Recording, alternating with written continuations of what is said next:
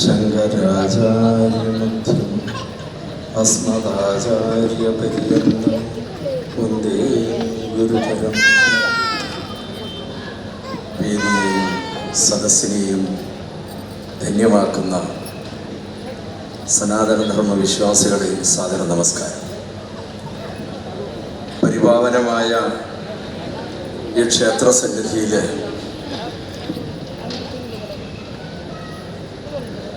ഈ ബ്രഹ്മകലശോത്സവവും മൂടപ്പ സേവയോടും ചേർന്നുള്ള ഈ മംഗളകർമ്മത്തിൽ പങ്കെടുക്കാൻ സാധിച്ചത് ഒരു മഹാഭാഗ്യമായി കരുതുകയാണ്. ഇവിടെ വന്നപ്പോൾ വാസ്തവത്തിൽ മനസ്സ് നിറഞ്ഞു, ഹൃദയം നിറഞ്ഞു എന്നൊക്കെ പറയുന്ന ഒരു അനുഭവമാണ് ഈ പ്രദേശത്തുണ്ടായത്. ഇവിടെ നിന്ന് ലഭിച്ച ഒരു ഊർജം. ഞാൻ തെക്കൻ കേരളത്തിൽ ജീവിക്കുന്നവനാണ്. തെക്കൻ കേരളത്തിൽ ഇപ്പോഴത്തെ അവസ്ഥ എന്താണെന്ന് ചോദിച്ചാൽ, ക്ഷേത്രോത്സവവുമായി ബന്ധപ്പെട്ട് ഒരു ക്ഷേത്രങ്ങളിലും കാവി കൊടിതോരണങ്ങൾ കണ്ടുപോകരുത് എന്ന തിട്ടൂരമാണ് തിരുവിതാംകൂർ ദേവസ്വം ബോർഡ് അവിടെ പ്രഖ്യാപിച്ചിരിക്കുന്നത്. കാവി കണ്ടാൽ അവിടെ അലർജിയാണ്. പിന്നെ ബാക്കി കാര്യങ്ങളൊന്നും ഞാൻ കടക്കുന്നില്ല. ക്ഷേത്രോത്സവങ്ങളില് ഇപ്പോ നമ്മുടെ പുഷ്പനെ അറിയാമോ, നമ്മുടെ പുഷ്പനെ കണ്ടോ, ഇതൊക്കെയാണ് ക്ഷേത്രോത്സവങ്ങളില് ഇപ്പൊ നടക്കുന്ന കലാപരിപാടികള്. ഇത് തെക്കൻ കേരളത്തെ വളരെയധികം ഗ്രസിച്ചിരിക്കുന്നു. നാശത്തിലേക്ക് പോയിക്കൊണ്ടിരിക്കുന്ന ഒരു സാഹചര്യത്തില് ഞാൻ ഈ മണ്ണിൽ വന്നിറങ്ങുമ്പോൾ സർവം കാവ്യമയം. ഈ ക്ഷേത്രത്തിലേക്കുള്ള എല്ലാ ഗോപുരങ്ങളും ഞാൻ എണ്ണിയത് ഏതാണ്ട് 6ഓളം പ്രവേശന ദ്വാരങ്ങൾ. ഞാനിവിടെ ഉച്ചയോടുകൂടി എത്തിയതാണ്. എല്ലാ സ്ഥലവും നടന്നു കണ്ടപ്പോൾ ഇവിടെ സൂചിപ്പിച്ച മഹാകുംഭമേളയുമായി താരതമ്യം ചെയ്തപ്പോൾ ഞാൻ ഇവിടെ വന്നിറങ്ങിയപ്പോൾ എൻ്റെ മനസ്സിലുണ്ടായ ഒരനുഭവം അതാണ്. കുംഭമേളയോടനുബന്ധിച്ച് ഞാൻ 4-ാം തീയതി മുതൽ, ഫെബ്രുവരി 4 മുതൽ 14-ാം തീയതി വരെയുള്ള 11 ദിവസം ഞാൻ പൂർണ്ണമായിട്ട് ആ കുംഭമേളയിലെ സെക്ടർ 18 വിശ്വഹിന്ദു പരിഷത്തിന് ഉത്തർപ്രദേശ് സർക്കാർ അനുവദിച്ച ആ പ്രദേശത്ത് എല്ലാ ദിക്കിൽ നിന്നും വരുന്ന ഭക്തജനങ്ങൾക്ക് എല്ലാ സൗകര്യവും ഒരുക്കുന്നതിന് വേണ്ടിയിട്ട് എല്ലാ ക്രമീകരണങ്ങളും ചെയ്തിരുന്നു. 3.5 കോടി ജനങ്ങളുള്ള ഈ കേരളത്തിന്റെ മണ്ണിൽ നിന്ന് നമ്മൾ ആലോചിക്കണം, ഭാരതത്തിലെ എല്ലാ സംസ്ഥാനങ്ങളും ഇങ്ങേറ്റം തമിഴ്നാട് വരെയും അവിടെ ഉത്തർപ്രദേശ് സർക്കാർ അനുവദിച്ച സ്ഥലത്ത് അതാത് സ്ഥലങ്ങളിൽ നിന്നും വരുന്ന സനാതനധർമ്മ വിശ്വാസികൾക്ക് 144 വർഷത്തിൽ ഒരിക്കൽ നടക്കുന്ന ആ മഹാപുണ്യ കർമ്മത്തിൽ പങ്കാളിയാവുന്നതിന് വേണ്ടി എല്ലാ സൗകര്യങ്ങളും ഒരുക്കിയിട്ടുണ്ടെങ്കിൽ നമ്മുടെ കേരള സർക്കാർ മുഖം തിരിഞ്ഞു നിന്നു. അതുകൊണ്ട് തന്നെ അവിടെ എല്ലാ സൗകര്യവും ഒരുക്കി 5 ആളെ, 3 പുരുഷന്മാരെയും 2 സ്ത്രീകളെയും 4 മാസങ്ങൾക്ക് മുമ്പ് തന്നെ ഉത്തർപ്രദേശിലെ ഈ പ്രയാഗ്രാജിലേക്ക് അയച്ചിരുന്നു. ഇവിടെ നിന്ന് വരുന്ന ആളുകൾക്ക് വേണ്ട സൗകര്യങ്ങൾ ഒരുക്കുന്നതിന് വേണ്ടി ഭഗവാന്റെ ഒരു നിയോഗമേ. 3.5 ലക്ഷം ആളുകള് വിശ്വഹിന്ദു പരിഷത്തിന്റെ ഔദ്യോഗിക കത്തുമായി ഈ സ്ഥലത്തെ സൗകര്യങ്ങള് ഉപയോഗിച്ചു, പ്രയോജനപ്പെടുത്തി. ഞാനിപ്പോ ഇതുമായി താരതമ്യം ചെയ്ത് എന്താണെന്നറിയോ, എവിടേക്ക് ചെന്നാലും അവിടെയൊക്കെ തന്നെയും ആധ്യാത്മികതയുടെ ഒരു അന്തരീക്ഷം അങ്ങനെ നിറഞ്ഞു കവിഞ്ഞ് ഒഴുകുന്നതായ അന്തരീക്ഷം. എല്ലാ ദിക്കിലും ഭജന കീർത്തനങ്ങളും മന്ത്രോച്ചാരണങ്ങളാൽ മുഖരിതമായ അന്തരീക്ഷമായിരുന്നു എങ്കിൽ ഈ തിരുസന്നിധിയിൽ എത്തിച്ചേരുമ്പോൾ അതേ അനുഭവമാണ്. എല്ലാ സ്റ്റേജുകളിലും, വിവിധങ്ങളായ സ്റ്റേജുകളില് അതിഗംഭീരമായ ഭക്തിസാന്ദ്രമായ ഭജന കീർത്തനങ്ങളെ കൊണ്ട് മുഖരിതമാകുന്ന അന്തരീക്ഷം. എവിടേക്ക് തിരിഞ്ഞാലും സുന്ദരമായ രുചികരമായ ഭക്ഷണം ഞാൻ എൻ്റെ സഹപ്രവർത്തകരോട്, ഞാൻ സംഘപാഠിയോടും ഗണേഷിനോടും ഒക്കെ പറഞ്ഞു, എനിക്ക് ഭക്ഷണം വേണമെന്നില്ല, ഞാൻ ഇതൊക്കെ നടന്ന് കാട്ടപ്പോൾ അവർ പറഞ്ഞു അല്പം ഒന്ന് കഴിക്കാം എന്ന് കയറി. വാസ്തവത്തിൽ ഇത്ര രുചികരമായ ഭക്ഷണം എവിടെയൊക്കെ ചെന്നാലും അവിടെ എല്ലാം കൗണ്ടറുകൾ നിറഞ്ഞ് ഒരു എത്ര തലമുറയാണ് കാണാൻ സാധിക്കുന്നത്. ഇന്ന് തെക്കൻ കേരളത്തില് യുവാക്കന്മാര്, യുവതികള്, വിദ്യാർത്ഥിനികള്, പിൻചോമനകള് പൊതുകാര്യങ്ങൾക്ക് വേണ്ടി, വിശിഷ്യ ക്ഷേത്ര കാര്യങ്ങൾക്ക് വേണ്ടി അവരെ കണി കാണാൻ കിട്ടുകയില്ല. ഇവിടെ തലമുറകളെ, പിഞ്ചു കുഞ്ഞുങ്ങളെ അടക്കം അവര് കുടിവെള്ളം വിതരണം ചെയ്യുകയാണ്. മുഴുവൻ ഹൈന്ദവ സമാജവും ഒത്തുചേർന്ന് അവർക്ക് രാഷ്ട്രീയമില്ല. ഏതാണ്ട് 4 മണിക്കൂർ ഞാൻ ചുറ്റിക്കറങ്ങി, ഒരിടത്തും രാഷ്ട്രീയം സംസാരിച്ച് കേട്ടില്ല, ഒരിടത്തും ജാതി പറഞ്ഞ് കേട്ടില്ല. ഒരൊറ്റ ജാതി മാത്രമാണ് ഇവിടെ കാണാൻ സാധിച്ചത്.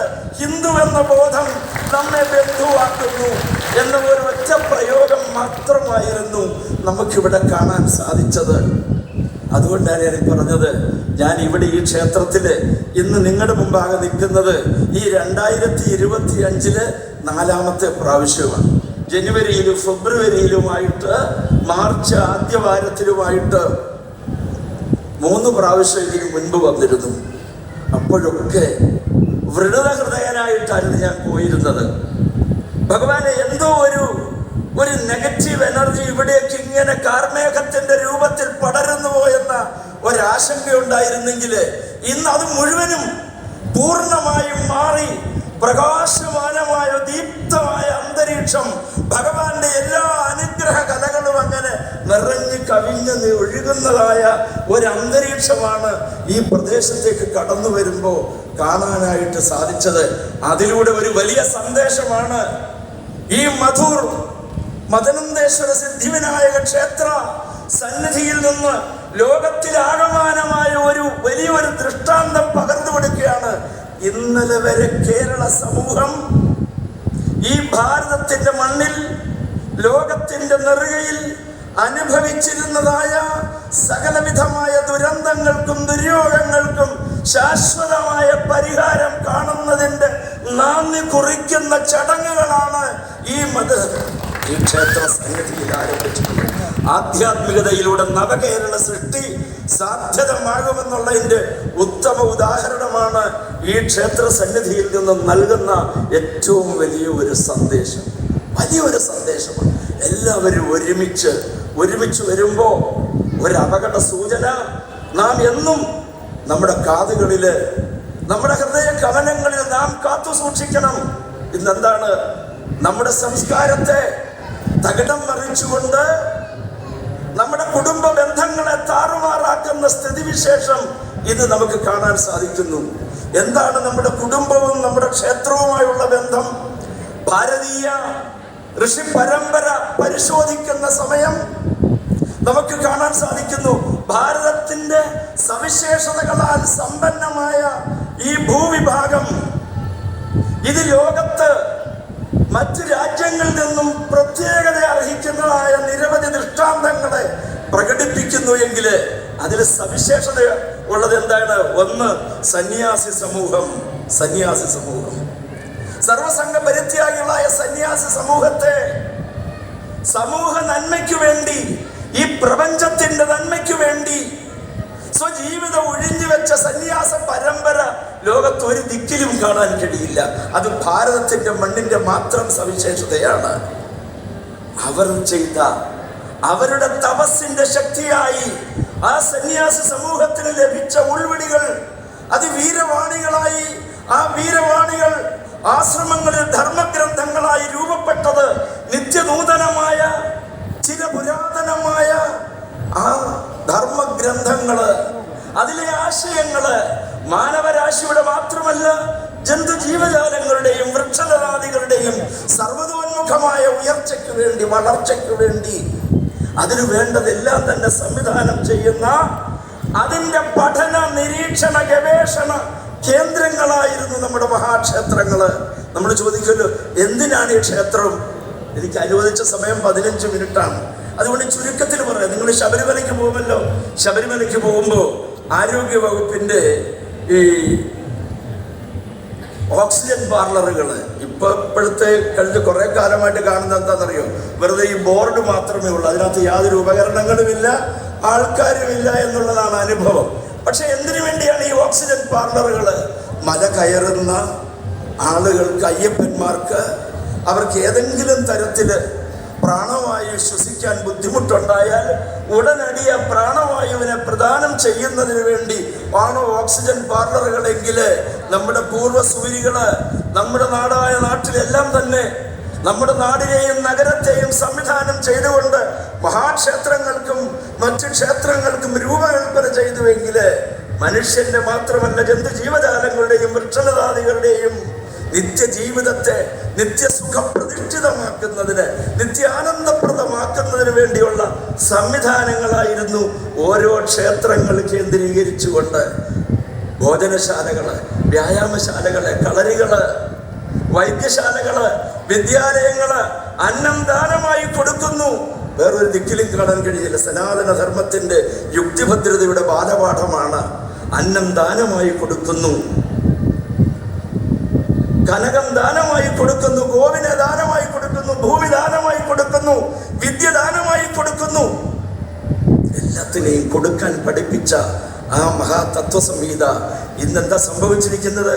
ഞാനെന്താ പറഞ്ഞേ, നമ്മുടെ ആ കുടുംബങ്ങളെ എന്തുകൊണ്ട് ഈ നിത്യനൂതനമായ ചിരപുരാതനമായ ധർമ്മഗ്രന്ഥങ്ങള് നിരീക്ഷിച്ച് പഠിച്ച് പരീക്ഷിച്ച് ഗവേഷണം നടത്തി മുഴുവൻ മാനവരാശിയുടെ നിത്യജീവിതത്തെ സുഖപ്രതിഷ്ഠിതമാക്കുവാൻ, നിത്യാനന്ദപ്രദമാക്കുവാൻ നമ്മുടെ കുടുംബങ്ങളെ സംവിധാനം ചെയ്യാനുള്ള പഠനമായിരുന്നു നടന്നിരുന്നത് എങ്കിൽ ഇന്ന് കുടുംബവും ക്ഷേത്രവുമായുള്ള ബന്ധം അകന്നിരിക്കുന്നു. ആ അകൽച്ച ഇല്ലാത്ത ഒരു ദൃശ്യം ഇവിടെയാണ് കാണാൻ സാധിച്ചത്. ഈ മദനന്തേശ്വര സിദ്ധിവിനായക ക്ഷേത്ര നടയിലാണ് അത് കാണാൻ സാധിച്ച. എല്ലാവരും ഒരുമിച്ച് വരുന്നു.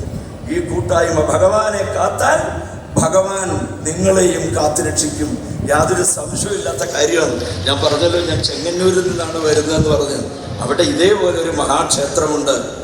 ആ മഹാക്ഷേത്രം ഒറ്റ ശ്രീകോവിലിനുള്ളിൽ, വട്ട ശ്രീകോവിലിനുള്ളിൽ ഭഗവാൻ ശ്രീപരമേശ്വരൻ കിഴക്കോട്ട് ദർശനമായും ശ്രീ പാർവതി ഭഗവത് പടിഞ്ഞാറോട്ട് ദർശനമായിരിക്കുന്ന ആ ക്ഷേത്രം ശിലാവിഗ്രഹമായിരുന്നു. ആ ശിലാവിഗ്രഹം ഭഗവതിയുടെ 933-34 കാലയളവില് നമ്മുടെ മൺട്രോ സാഹിബും മദാമ്മയും കൂടെ വന്ന സമയത്ത് അവിടെ ഒരു പടിത്തരം കാണാനിടയായി. ക്ഷേത്രത്തിന്റെ ചെലവുകൾ എഴുതിയത് കാണാനിടയായി. ഞാൻ ചുരുക്കി പറയുകയാണ്. അങ്ങനെ കണ്ടപ്പോ പറഞ്ഞു, ഈ ശിലാവിഗ്രഹം രജസ്വലയാവുന്നു എന്നു. എന്ത് മണ്ടത്തരമാണ് ഈ പറയുന്നത്? ഈ ശിലാവിഗ്രഹം രജസ്വലയാവുന്നുവോ? ഇത് മണ്ടത്തരമാണ്, തട്ടിപ്പാണ്. ഈ പടിത്തരം വെട്ടിക്കുറയ്ക്കണം. വെട്ടിക്കുറച്ചു. മദാമ്മയ്ക്ക് ഒരു രക്ഷയില്ല, രക്തസ്രാവം, അങ്ങനെ ഒരു തരത്തിൽ രക്ഷയില്ല. അവസാനം തിരിച്ചു വീണ്ടും അങ്ങനെ ഇംഗ്ലണ്ടിലെ എല്ലാ വിദഗ്ധ ഡോക്ടർമാരുടെയും ചികിത്സയൊക്കെ കഴിഞ്ഞ് ഇവിടെ വന്നിട്ടും രക്ഷയില്ല, രക്തസ്രാവം നിലയ്ക്കുന്നില്ല. അങ്ങനെ ക്ഷേത്രനടയിൽ ദൈവജ്ഞന്മാരെ കൊണ്ടുവന്ന് തന്ത്രിമുഖ്യന്മാരുടെ നിർദ്ദേശപ്രകാരം ദേവി കോപാകുലയാവുന്നു. പരിഹാരമില്ല എന്നാദ്യം പറഞ്ഞെങ്കിലും പ്രായശ്ചിത്തം ചെയ്തുകൊണ്ട് പരിഹാരം നൽകണമേ എന്ന പ്രാർത്ഥനയോടെ, ആ പ്രാർത്ഥനയ്ക്ക് ഒടുവിലാണ് പറഞ്ഞത്, എല്ലാ മലയാള മാസവും ആദ്യത്തെ തൃപ്പൂത്താറാട്ട്, ഭഗവതിയുടെ തൃപ്പൂത്താറാട്ട് മൺട്രോ സാഹിബ് സർക്കാർ ഖജനാവിൽ അടച്ച പണത്തിന്റെ പലിശ എടുത്താണ് ഇന്നും നടന്നു വരുന്നത്. പ്രായശ്ചിത്തമായി സമർപ്പിച്ച പട്ടും വളയും കാപ്പുമല്ല ഇന്നും അവിടെ തൃപ്പൂത്താറാട്ട് ദിവസം ഭക്തന്മാർക്ക്, ഭക്തജനങ്ങൾക്ക് ഗോചരമാവും വിധം അവിടെ അതിന്ന് പ്രദർശിപ്പിക്കാറുണ്ട്. ഇവർക്ക് കാണുന്നതിന് വേണ്ടി ഞാൻ സൂചിപ്പിച്ചത്, ഹിന്ദുവിൻ്റെ ഈശ്വര സങ്കല്പം വിളിച്ചാൽ വിളി കേൾക്കുന്ന ഈശ്വര സങ്കല്പമാണ്. വിളിച്ചാൽ വിളി കേൾക്കുന്ന ഈശ്വര സങ്കല്പം അത് ഹിന്ദുവിന് മാത്രം സ്വന്തം. അവന്റെ ക്ഷേത്രത്തെ ആധാരമാക്കിയാണ് അവന്റെ നിത്യജീവിതം സംവിധാനം ചെയ്തിരുന്നത് എങ്കിൽ ആ ക്ഷേത്രത്തോട് എത്രയും അടുക്കുന്നുവോ അത്രയും ഭഗവാൻ നമ്മുടെ കാര്യങ്ങളിലേക്കും അതേ വേഗതയിൽ അതേ തൂക്കത്തില് നമ്മളോടും അടുക്കും എന്നതിന് രണ്ടു പക്ഷമില്ല. അതുകൊണ്ടാണ് നാം ആലോചിച്ച് നോക്കണം, ഈ സിദ്ധിവിനായക ക്ഷേത്രത്തിൽ ഇത്രയും ഭക്തജനങ്ങൾ ഓടിയെത്തുന്നത്. വിളിച്ചാൽ വിളി കേൾക്കുമെന്ന് നിങ്ങൾക്ക് ബോധ്യമുണ്ട്. നിങ്ങൾക്ക് ബോധ്യമുള്ളത് കൊണ്ടാണ്. ശബരിമലയിൽ എന്തുകൊണ്ടാണ് അരവണ പായസം അണ്ണാക്കിലോട്ട് ഒഴിച്ചു കൊടുത്താലും പ്രശ്നമില്ല എന്ന് പറഞ്ഞുകൊണ്ട് 350 ഡിഗ്രി സെൽഷ്യസിൽ വേവാത്ത എലിവാൽ അതിനകത്തിട്ടാലും ശരി, തീപ്പെട്ടിക്കോലിട്ടാലും ശരി, ആ സാധനങ്ങളൊക്കെ വാങ്ങാനായിട്ട് അയ്യപ്പന്മാർ അവിടെ എത്തുന്നുവെങ്കിൽ ഭഗവാനിലുള്ള വിശ്വാസമാണ്. വിളിച്ച